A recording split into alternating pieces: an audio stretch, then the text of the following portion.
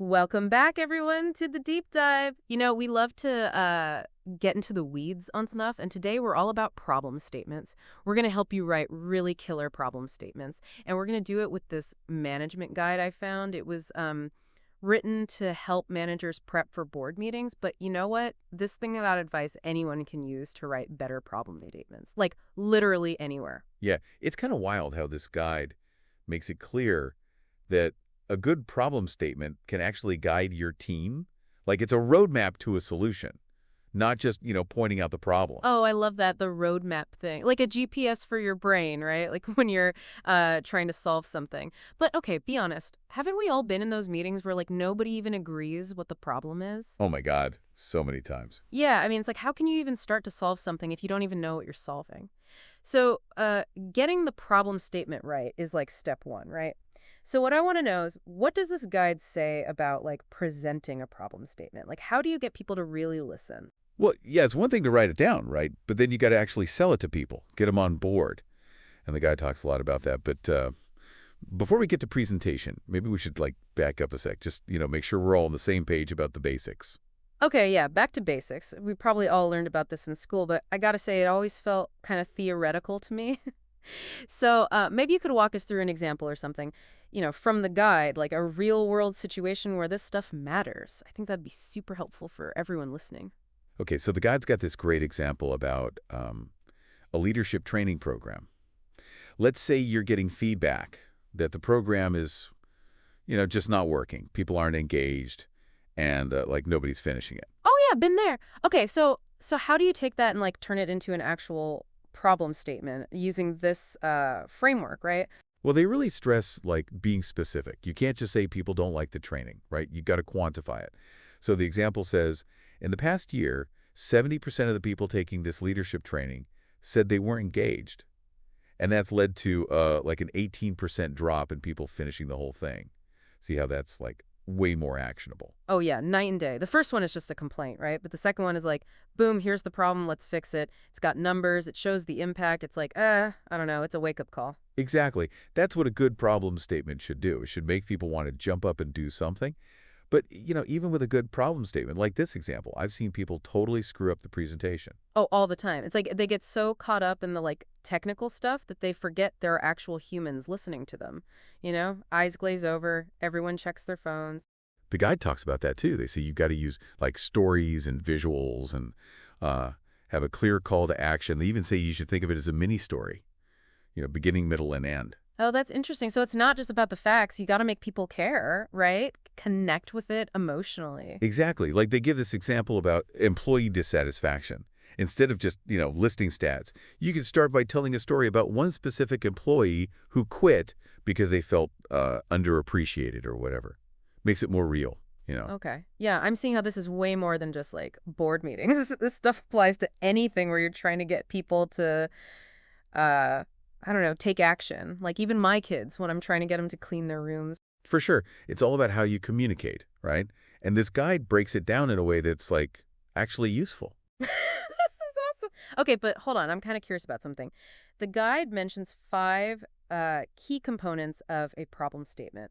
Can you break those down for us a little bit? Like, I think it'd be super helpful for our listeners to really understand those components. Sure. So the first one is problem details. It's all about defining the problem, right? Like what's actually happening, who's involved, and the whole context of the situation. You got to be specific. Okay, so we're moving beyond vague complaints, right? Yeah, And really, like, zeroing in on the issue. This is already helping me see how to avoid those horrible meetings where nobody's on the same page. for sure. So then the second component is impact analysis. This is where you explain why it matters, right? What are the consequences if this problem doesn't get fixed? How does it affect your customers, your team, your bottom line? Bring in the data, make it real. Data, yeah. I mean, anybody can say this is a problem, but when you've got the numbers to back it up, boom, hard to ignore. Okay, what's number three? So number three is proposed solution.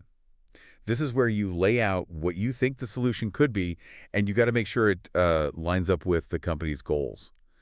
But the guide also warns against, like, jumping to a solution too quickly. You got to really understand the problem first. Oh, that's interesting. So it's more like, hey, here's a direction we could explore, right? Not a definitive solution. Yeah, exactly.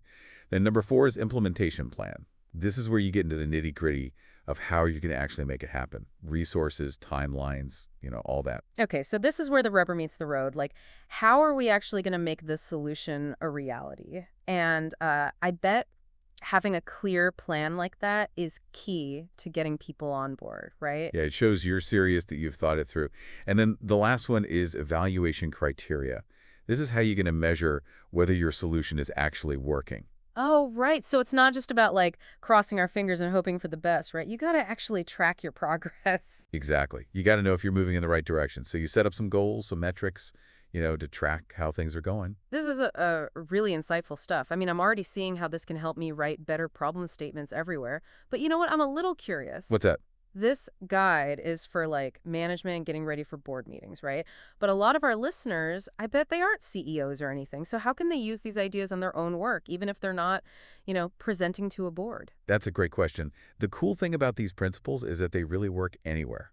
So like even if you're just leading a team or working on a project or just trying to get your family to agree on what to have for dinner. Totally. It's all about understanding the problem, analyzing it, thinking of solutions, planning it out, and then like figuring out how to know if it worked. This is like mind-blowing. This framework could be huge for so many people. Oh, it can, for sure. And we're just getting started. Like, the guide goes into a lot more detail, but we'll get to that in part 2. I can't wait. Okay, so this deep dive is already super interesting, but before we go, I want to challenge you a little bit. Oh, I like a challenge. What do you got? Okay, so let's say someone gives you a problem statement and it's just like terrible, vague, no data, just awful. What are like the red flags you'd see right away and how would you help them fix it? Okay, well, first I'd look for, okay. Well, first I'd look for, like, the lack of specifics. If the problem statement is all, generalizations and vague language, that's a bad sign. Means they haven't really nailed down the problem. Right, makes sense. You can't solve a problem if you don't know what it is. Exactly. Another thing I'd watch out for is when people focus on the symptoms instead of the root cause.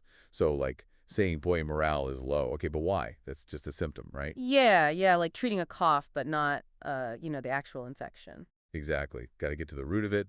And also a big red flag is no data. Like, a good problem statement should have numbers, evidence, to back it up. Oh yeah, data. I mean, anybody can say there's a problem, but when you've got like cold, hard facts, changes everything. Totally. And then the last thing I'd look at is if the problem statement is too narrow. Sometimes people get so focused on one solution that they don't, like, consider other possibilities. Oh yeah, it's like they've got blinders on, right? Can't see anything else. Yep. A good problem statement should be open to, different solutions. So if you came to me with a problem statement like that, all messed up, the first thing I'd do is ask a lot of questions. I like that. It's like you're doing a deep dive on the problem statement itself. Right. We dig deeper, look at the data, and try to see things from different angles, maybe even bring in other people, get their take on it. And I bet that like process of asking questions and stuff often leads to understanding the problem way better. Oh, totally. It's amazing what you can uncover when you start asking the right questions. Okay, so we've talked about how to spot a bad problem statement and how to like start fixing it. But now let's switch gears and talk about presentation. The guide has some cool tips on how to like actually present the problem statement in a way that gets people's attention. Yeah, they talk a lot about, like, storytelling and visuals and just, like, organizing your presentation so it makes sense. The storytelling thing, that's interesting to me. Can you talk more about that? Sure. So they say that stories are a good way to connect with people, like, emotionally. So instead of just giving people facts and figures, try to, I don't know, tell a story. Make the problem come to life. So, like, if my problem statement is about customers leaving the company, I could start by telling a story about, like, one specific customer who left and why. Yeah, exactly. That makes it real for people. They can understand the impact better. Oh, that's cool. I can see how that would, like, change everything. Okay, what about visuals? How do they fit in? Visuals are huge. They can really help you get your point across, especially if the information is kind of complicated. The guide suggests using charts, graphs, stuff like that. Whatever helps people understand and remember what you're saying. Right, make it, like, easy to digest. Exactly. They even say to think of your slides like they're a visual story that goes along with your presentation. So it's all about, like, creating a whole experience, right? Stories, data, visuals, everything working together. Yep. And they also talk about structuring your presentation the right way. Start with a clear overview of the problem, then get into the details, and then finish strong with, like, a call to action. So, like, beginning, middle, and end, just like you were saying. Exactly. And don't forget to Leave time for questions and stuff. Get people involved, make it a conversation. Oh, yeah, much better than just lecturing at people. For sure. And last but not least, they talk a lot about confidence. Oh, yeah, confidence is huge. I've seen so many people who are like really smart, but they totally bomb a presentation because they're, nervous or whatever. It happens. But you got to remember, you've done the work, right? You know your stuff. So just own it. Right. Believe in yourself and in your message. Exactly. And practice. The more you practice, the more confident you'll be. This is super helpful. I'm actually feeling like way more confident about this whole problem statement thing now. But, I got to ask, we've been talking about problem statements in this like very structured way, right? Almost like a formula. Is there ever a time when it's okay to, break the rules a little bit? That's a great question. And honestly, I think the guide would agree that sometimes you got to be flexible. So it's not about like following the formula exactly every time. Right. Like if you're in a fast-paced environment or if the problem is like super complicated, you might need to do things differently. The key is to understand the principles, but, adapt them to your situation. I love that. So it's a tool, not a rule book. Exactly. And sometimes the best solutions come from like thinking outside the box. So it's all about finding that balance, right, between structure and flexibility, following the guidelines, but also being willing to like break them when you need to. Yep. That's what makes problem solving so interesting. It's not just about plugging numbers into a formula. You got to use your brain, be creative, and make judgments based on the situation. I'm so glad you said that. It reminds me of this one time. We were trying to make the onboarding process better for new hires at my company. We had like the whole problem statement, data, everything, but the solution, it just wasn't working. It was like too rigid or something. So what did you guys do? We decided to like ditch the formal problem statement and just brainstorm, just threw out all the rules and let people share whatever ideas they had. And it was amazing. We came up with some really creative stuff that we never would have thought of if we'd stuck to the original plan.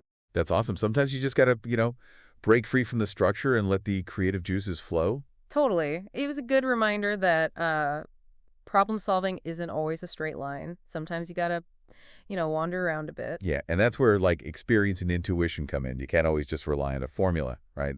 Sometimes you got to trust your gut. I love that. So it's not about like throwing out the framework completely. It's more like using it as a starting point, but being open to, changing things up as you go. Exactly. The guide talks about how the problem statement is really just like the beginning. It points you in the right direction, but you got to figure out the details as you go. Yeah, that's a good point. Don't be afraid to experiment, try different things. Problem solving is a journey, not a race. Right on. And sometimes the best lessons come from like the mistakes you make along the way. So true. Okay, as we wrap up this deep dive on problem statements, I want to touch on one more thing. Collaboration, the guide mentions it, but I think it's super important. Oh, for sure. Can't solve problems in a vacuum, right? Exactly. Like when you bring different people together with different ideas and experiences, that's when the magic happens. Yeah, the guide talks about getting stakeholders involved early on, but I think it goes even further than that. It's about creating a culture where everyone feels comfortable sharing their ideas. Oh, I love that. It's about like shared ownership of the problem, everyone working together to find the solution. Yeah, and that's where good leadership is so important. A good leader can like create an environment where everyone feels heard and respected and, where good ideas can flourish. So it's not just about the process, it's about the culture too. Totally. And that's what makes problem solving so great. It's not just about finding the answer. It's about bringing people together and making things better. That's a great way to put it. This has been a really cool deep dive. I'm feeling inspired to like tackle some problems. Awesome. That's what we like to hear. And remember, the next time you've got a challenge, don't just complain about it. Define it. Write a good problem statement, and you might just surprise yourself with the solution you come up with. Couldn't have said it better myself. Thanks for joining us on the deep dive. We hope you learned a thing or two. And until next time, keep exploring, keep learning, and keep diving deep.